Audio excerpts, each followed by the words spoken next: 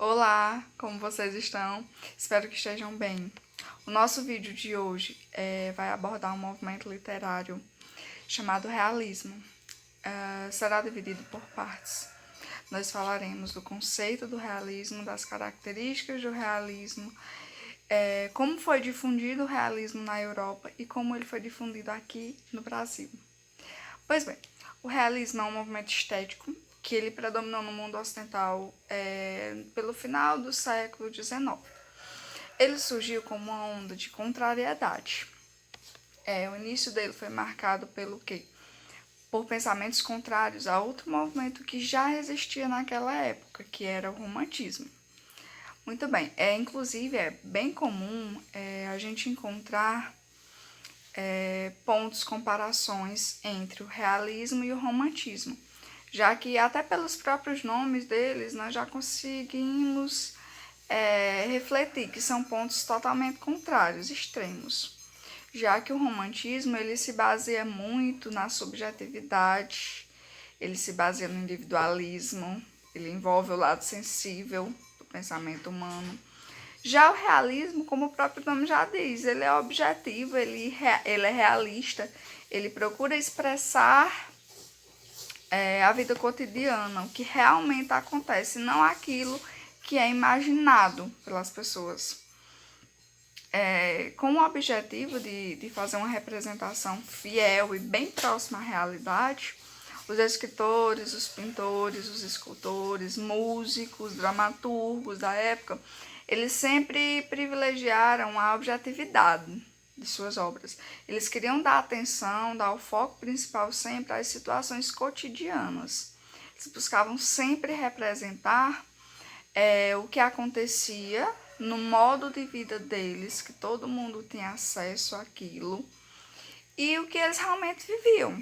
Simplesmente não tem muito o que se explicar. O realismo ele foi um movimento que buscou sempre ao máximo possível representar, demonstrar ali o que acontecia na realidade e não aquilo que era idealizado. Quando surgiu o realismo, e principalmente quando ele foi fixado, a gente pode, pesquisando, a gente pode encontrar a obra Madame Bovary, que foi um romance de Gustave Flaubert, que foi publicado em 1857 e é considerado uma crítica literária, a obra inaugural do movimento realista. Inclusive, eu vou até deixar a foto dele aqui, do Gustave, para vocês verem quem foi um dos principais nomes assim de impacto lá atrás quando surgiu o realismo.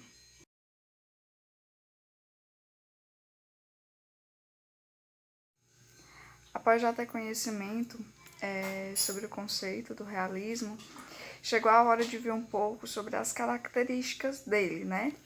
As principais características do realismo.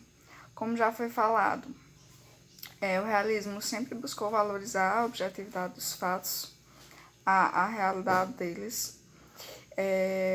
Suas produções eram voltadas à impessoalidade.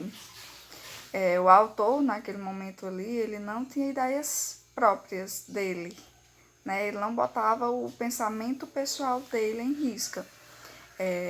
Eram ideias apagadas. Como foi falado também, o realismo buscava descrever situações típicas, tipos sociais daquela época. Através do realismo foi baseado o fim das idealizações, foram retratados o adultério, a miséria, o fracasso social. Também eram bem frequentes as críticas, as hipocrisias, a moralidade da nova classe dominante, né, daquela época, que era a burguesia. Foi um momento de impacto dos burgueses.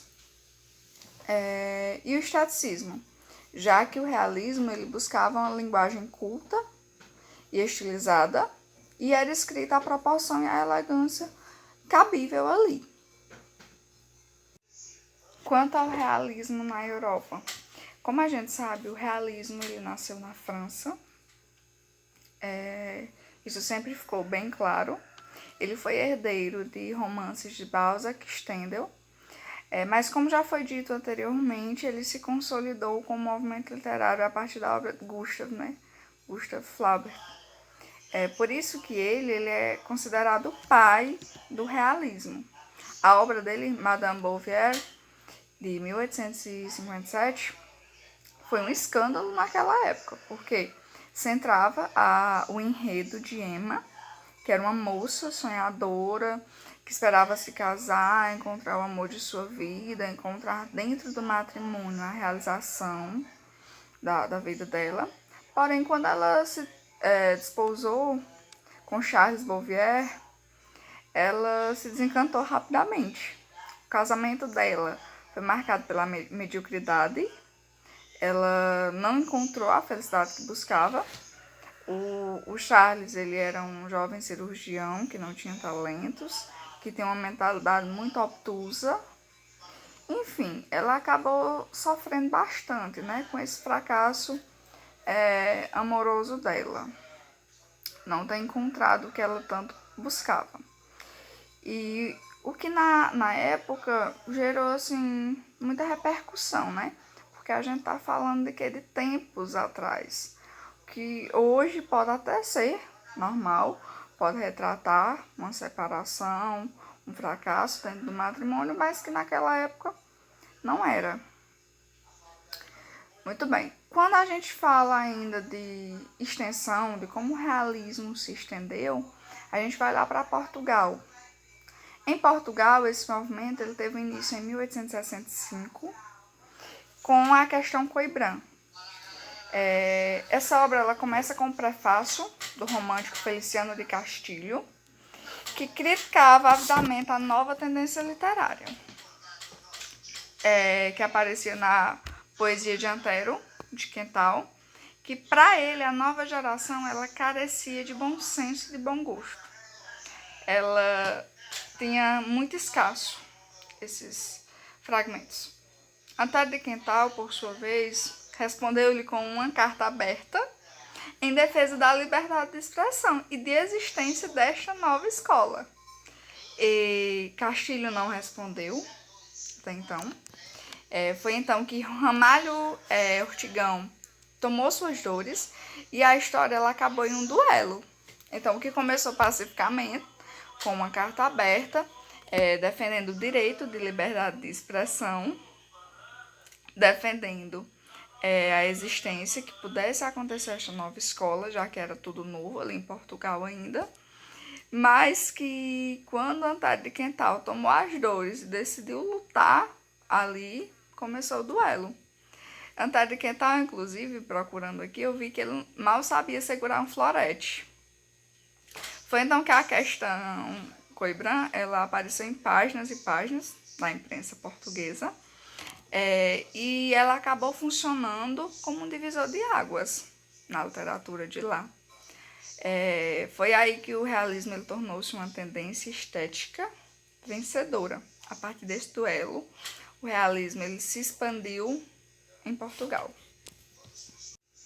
Então, e quando a gente fala em realismo aqui no Brasil, a gente tem um ponto fixo de pensamento que diz o quê? Que durante esse período a França, países europeus passavam já pela segunda fase da Revolução Industrial. O Brasil estava bem mais atrasado. Se a gente for buscar um pouquinho sobre a história do Brasil, a gente vai ver que ele foi um dos países assim, que mais demoraram para se industrializar, como a gente vê. Enquanto os demais, como a França, como Portugal, já estavam lá pela segunda fase de desenvolvimento, o Brasil estava começando ainda. E esse processo ele era um processo lento de modernização, que era atravancado ainda lá pelo ranço colonial da política do Segundo Reinado. Porque enquanto os outros países lutavam pela modernização das indústrias, pelos direitos trabalhistas, o Brasil ainda lutava contra o trabalho escravo. Pois é. Em sua maioria, os escritores brasileiros, eles eram republicanos, abolicionistas, e não era raro que eles abordassem as ideias que eles tinham nas suas obras. O realismo brasileiro, por orgulho nosso, nordestino, a gente pode ver que ele começou com círculos literários aqui no Nordeste, começando por Fortaleza, no Ceará, com os grupos Fênix Estudantil, em 1870, Academia Francesa, em 1872, e a Padaria Espiritual, em 1892. A partir desses círculos literários, surgiram nomes célebres de grande valor, como Capistrano de Abreu, Rodolfo Teófilo, Paula Ney, entre vários outros. Também nos anos de 1870, surgiu a chamada Escola de Recife, que foi um movimento intelectual pernambucano que era liderado por Tobias Barreto e Silvio Romero, que foram grandes influenciadores do pensamento realista aqui no Brasil. Os três principais nomes nacionais dentro do realismo são do maranhense, Aloysio Azevedo, do carioca, Machado de Assis, que esse dispensa qualquer tipo de comentários quando se fala de realismo, quando se fala de literatura, e também do agrense Raul Pompeia. São nomes fortemente lembrados até hoje, que tiveram muita influência, que tiveram obras reconhecidas mundialmente. Nomes, enfim, bem importantes para a literatura, que causam muito orgulho para nós brasileiros e, como eu já falei, nordestinos, né? Então, pessoal, esse vídeo de hoje fica por aqui. Lembrando que ele foi produzido com o intuito de avaliação da disciplina de literatura norte-americana do meu curso de letras em inglês pela UFP EAD.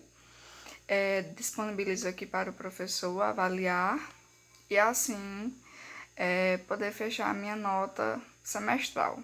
Obrigada e até o próximo.